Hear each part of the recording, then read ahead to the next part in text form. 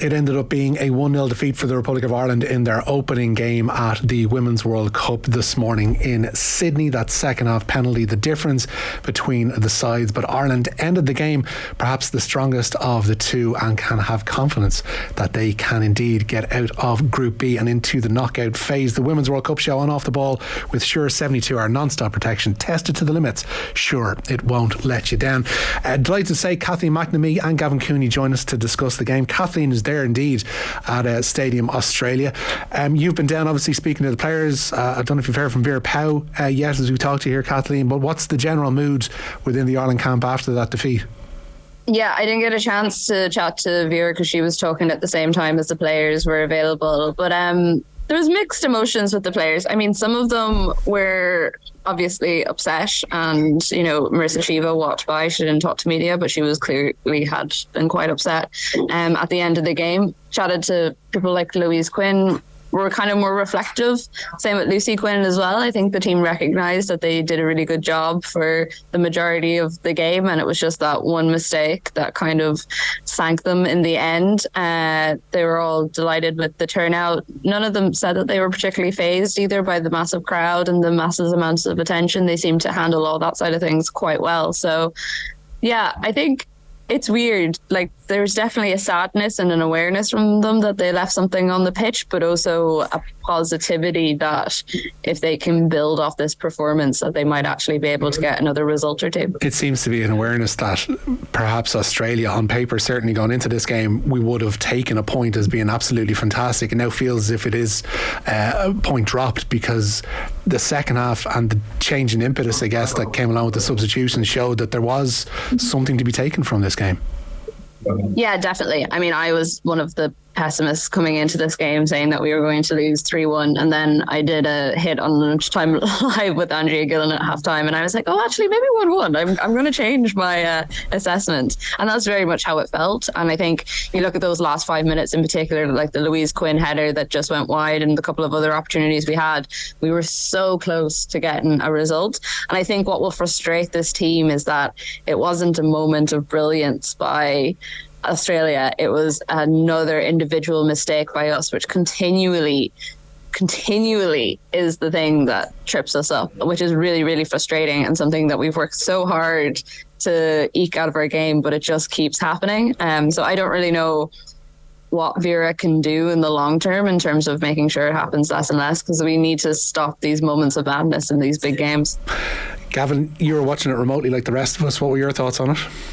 My main thought, Richie, was why am I not in Sydney, and then I wouldn't have to listen to the RT commentary. My God. I mean, I didn't there, are we? Switching to ITV. It was an absolute omni-shambles. The commentary was ahead of the play by 5 or 6 seconds at times, and then it looped in and it cut out. It didn't work for the first half at all. So those of you who had to stay loyal to RT and couldn't go to ITV will have realised that it was fixed itself out of the second half. But yeah, broadly agree with Kathleen there. Maybe I'm at risk of overrating Australia, to be honest. And obviously they were massively weakened and defanged without Sam Kerr. But I thought Ireland limited them to almost nothing. Obviously, the penalty was a really soft penalty to give away, but they had only one shot on target outside of that.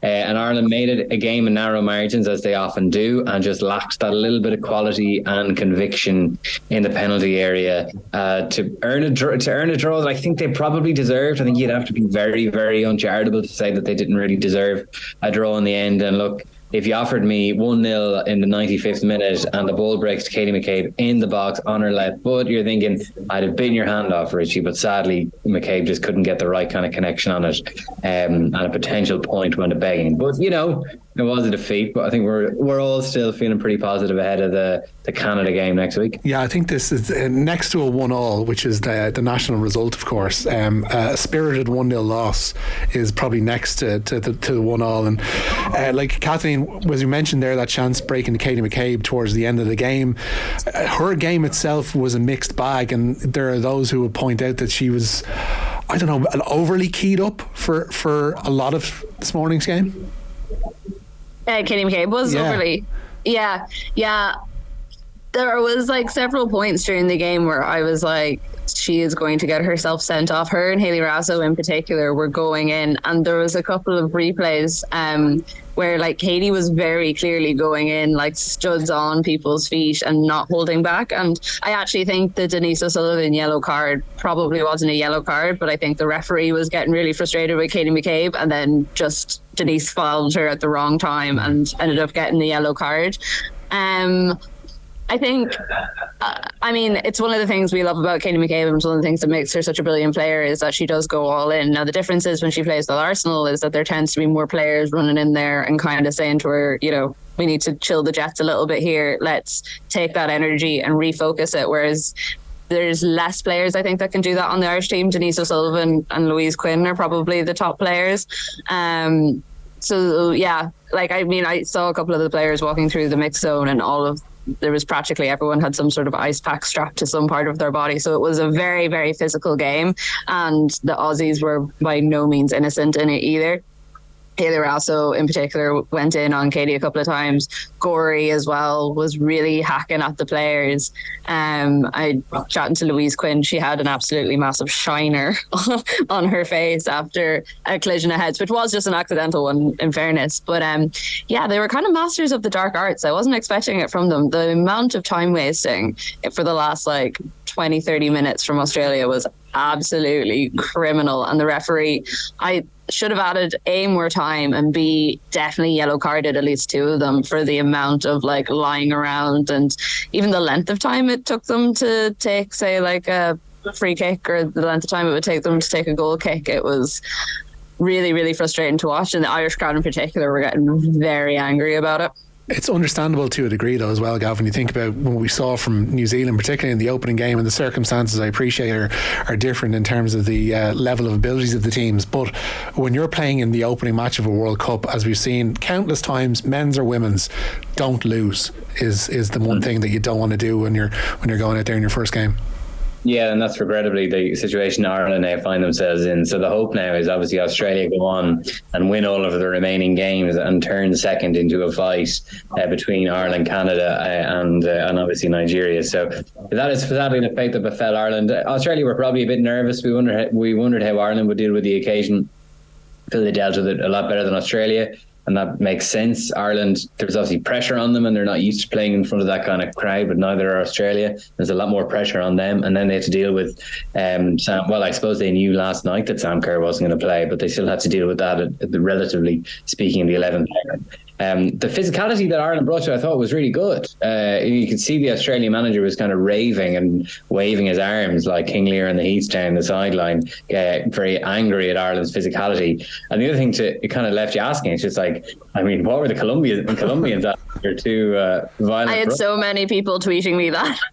I mean, were they armed? I mean, how would they do physical with this Irish team? Like, I mean, so that physicality, I thought was great. It definitely knocked Australia out of any kind of rhythm that they could get into. So that physicality is the strength of the Irish performance. McCabe obviously relishes it, and I think I'd be loath to have that taken out or even tampered down out of Ireland's game. So yeah, but like going back to your question at the top, Richie, obviously a defeat in the opening game is exactly what you don't want, but at the same time, this was Ireland's toughest game in the group on paper, at the very least. So, as you say, I think they probably deserved a draw. They didn't create enough to say that it was an absolute robbery that they didn't get a draw, but there's enough in it to take into next week.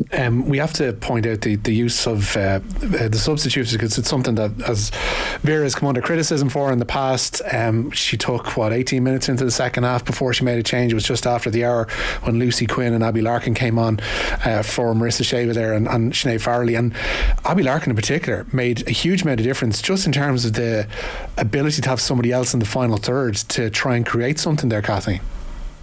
Yeah, I thought Abbie Larkin was really impressive when she came on. And as you say, it was the team were getting to that stage where they were almost starting to play quite conservatively, and were worrying about, a breaking, and then Australia breaking and getting us on the counter attack, which is something that Vera talked a lot about, making sure it didn't happen with Australia, just with the pure pace they have in that team. But there was one stage where she made like a run up the wing and she crossed the ball like perfectly into, I can't remember who it was it Katie or someone? And like the shot didn't come off, but it was just such a forward thinking movement, and she had absolutely no fear in driving at Australia, which was something that a lot of players didn't necessarily. Like, even at the start of the game, there was a moment where Kira Carusa was given an absolutely perfect ball by Katie McCabe, and she just let her marker muscle her off the ball, and there was like that split second where if she had just decided, right, I'm going to like tackle this and take on the shot, like, I mean, she may not have scored it, but at least she would have got a shot off. Whereas because she hesitated for that split second, it gave her marker enough time to kind of muscle her off and take the ball away. Whereas with Abbie Larkin, she didn't seem to have that fear, which I thought was really, really impressive for, like, I mean, youngest player to ever start in a World Cup for Ireland, men's or women's now officially. So yeah, it was a good performance from her, and someone who's really grown in the last few months. I've mentioned this in the last couple of weeks, but whenever I was over in Marbella watching her play against China, I was really unimpressed, and I thought that like she looked really skittish on the ball, and that she didn't have that power that was needed for an international level. And she has clearly put in a lot of work over the last couple of months, because the performance she put in today was not the performance of someone her age who has literally never played in front of, you know, a couple of tens of thousands of people, never mind 75,000 people. And we should point out as well, Gav, because it bears repeating, like Abbie Larkin is 18 years of age. The substitutes that Australia were able to call upon in the second half, 30 and 34, with mountains of caps underneath them as well. So the disparity in the squad's experience and at this level is huge. So to be able to be coming away from a game like that thinking we should have gotten a 1-1 draw, as conservatively as Ireland are forced to play during the course of most of their games, this performance actually should be rated pretty highly. That's what I think. I agree with you, Richie. We'll see as the tournament goes on as to whether we're at danger of overrating Australia. They weren't that impressive today. Ireland should take some credit in making them look unimpressive, and obviously they were kind of, I said defanged, but they were almost kind of lobotomized without Sam Kerr up front. Like, I mean, Larkin was fantastic, and you wonder now, in rational terms, you say, well, she did a lot more than Sinead Farrelly. Should she now be starting the next game? You wonder if she may end up being kind of labelled as super sub just because her impact was so good. Now, part of her impact was down to the state of the game. Like, Ireland had to push a bit because they were behind. And the great frustration with Ireland's game is that they're so disciplined and diligent defensively, but just when they do get the ball, they don't get many counter-attacking opportunities, because especially the wing backs are so deep.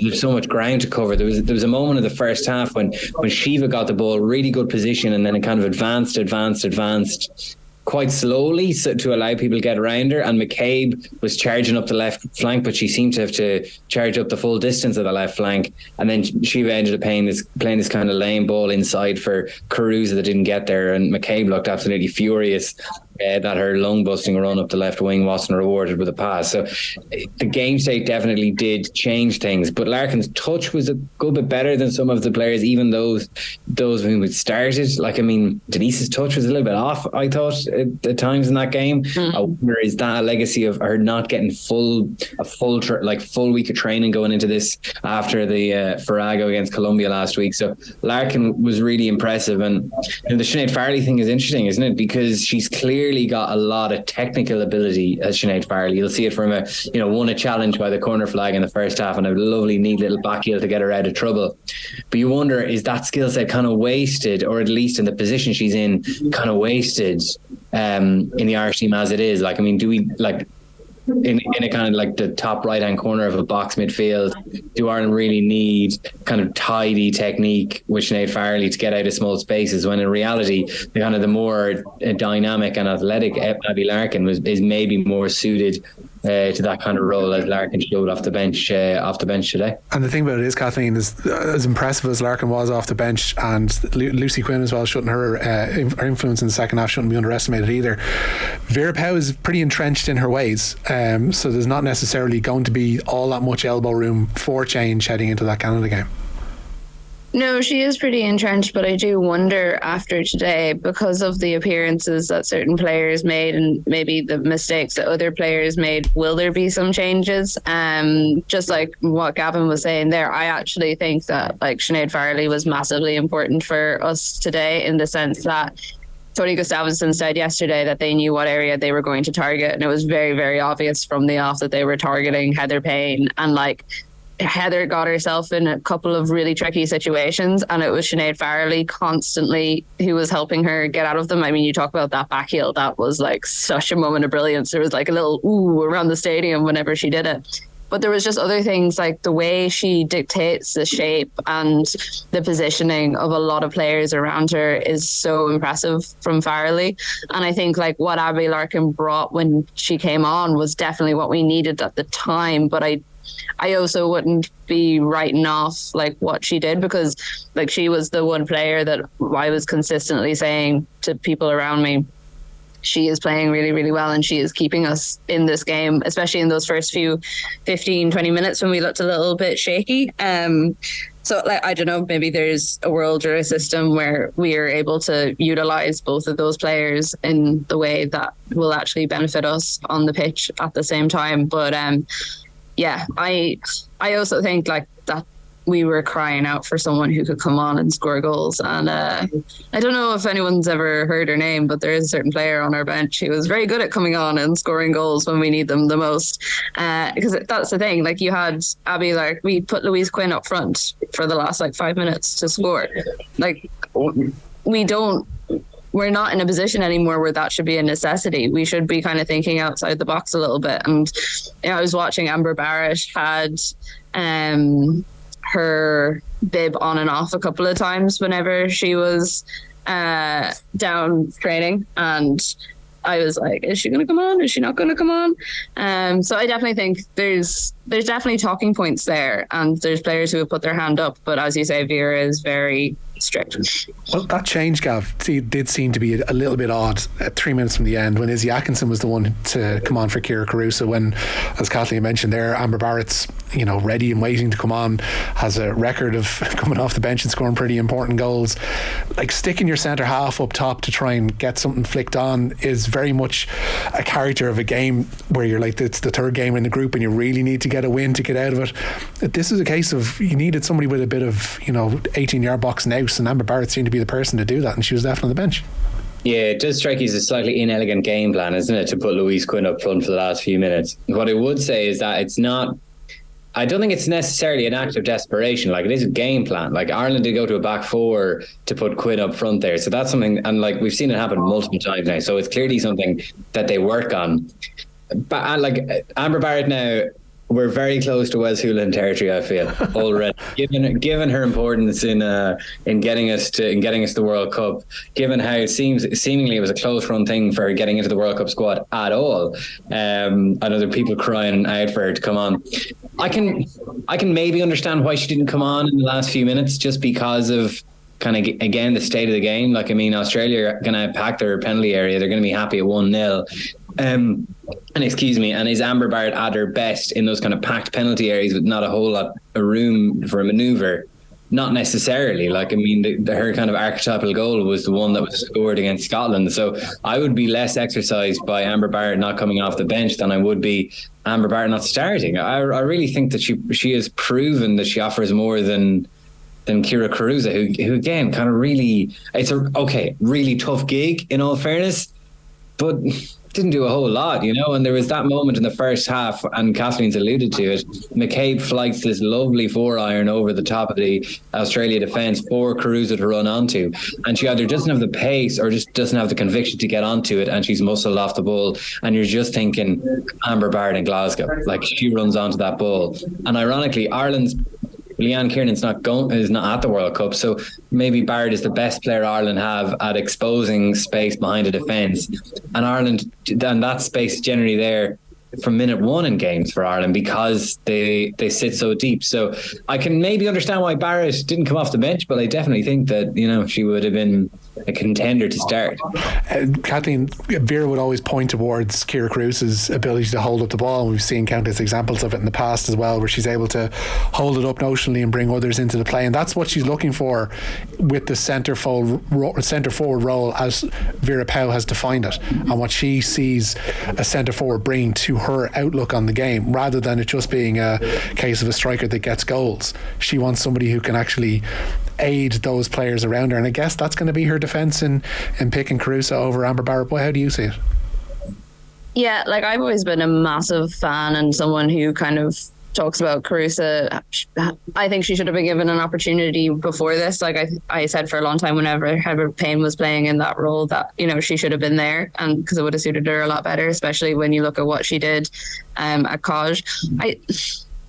I think that, like, what you said there is definitely going to be Vera's excuse, but we've seen the proof as well that, okay, yeah, you want a player who can hold up, but also what about if we actually had someone that can score goals and let the rest of the team take on a slightly different shape and a little bit more work to make sure that we're still covered? Like, I also think it's unfair to say that, you know, Amber couldn't develop in that role a little bit more if without given the opportunity to do it, because she's never really had to. She's only ever come on, you know, and had to do that kind of hero performance for the last 30 minutes.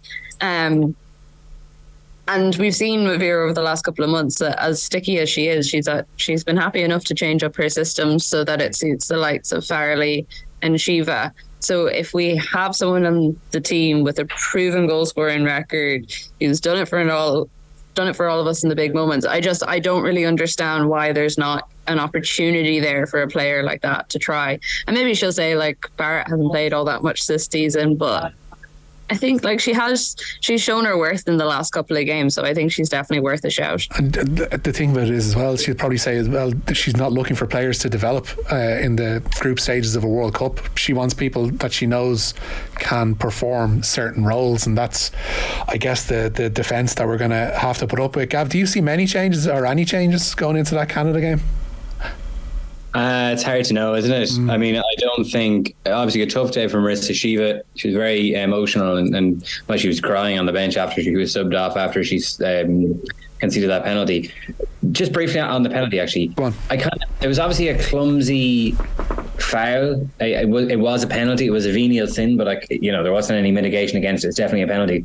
What kind of annoyed me, or what kind of frustrated me, was that why is Shiva backtracking Razzo there? Like, I mean, that's McCabe's job. And like the whole, I mean, Ireland's great kind of defensive compromise is that McCabe plays left wing back, and it's often kind of too deep for us, because I mean, our best, I mean, I know we're kind of talking about strikers and who might get us a goal, who might not. Katie McCabe will get us a goal if she's further, if she's close to the opposition goal. She plays more defensively because Ireland have more of a defensive outlook. I think that's fair. Like, it's got us this far. But then in that key moment, it's not McCabe tracking Razzo, it's Marissa Shiva who's meant to be playing in front of McCabe. So I kind of thought that was kind of frustrating that, you know, the Ireland have this defensive system. They compromise much of their attack to balance it that way. And then it was undermined because I don't know. I think that was a tactical decision, though, because that wasn't the only time that happened. Because I was sitting beside your colleague Sinead O'Carroll during it, and I pointed it out a couple of times. I was like, I don't understand. You can see whenever McCabe went up forward, Shiva would drop back into her position and cover it for her. And then whenever McCabe came back, Shiva would then go in front of her. And I was like, why are we pushing the smallest person on the pitch into like our 5-person defensive final line? Like, it made absolutely no sense in my mind. But it was clearly something that had been discussed and that was like decided among the team and not just a random happening, because it happened several times. Yeah.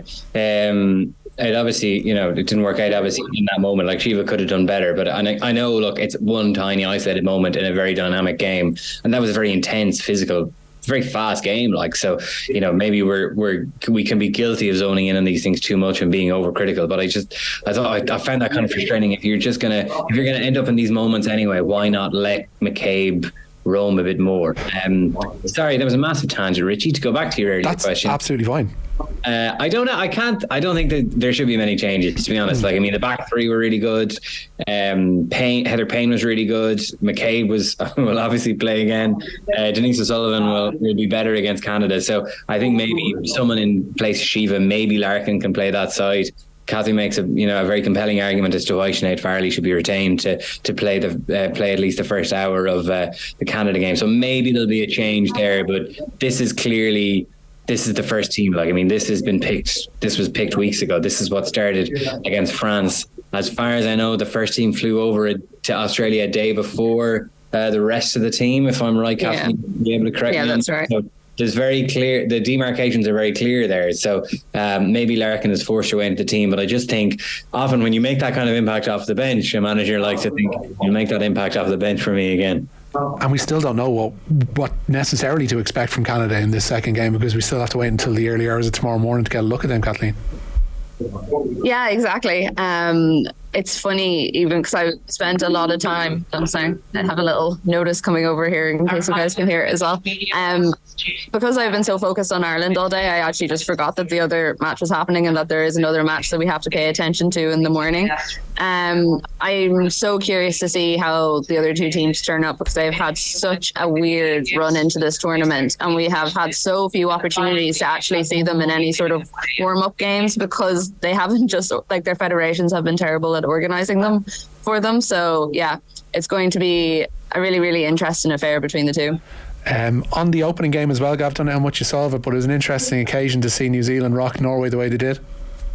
Yeah, I saw maybe like 5-10 minutes of it in total, because I was outside gathering different bits of information from all the fans and chatting to them. I mean, what a turn up for New Zealand, and the fact they missed the penalty as well, probably one of the worst penalties I've ever seen taken in my life. But yeah, I mean, a historic moment for them, especially in the context of everything that's happened there over the last couple of days. Yeah, we are up and running, and we will have more World Cup shows for you throughout the course of the tournament. For now, Gav, thanks so much for your input. Kathleen, we'll let you get to bed because it's late over there, I imagine. Sadly, I'm going straight to the airport to fly back to Brisbane, so Kathleen will not be sleeping for at least another 12 hours when I check into my new hotel. So yeah, there you go, folks. I'm very tired. The glamour of sports journalism. Thanks so much to you both.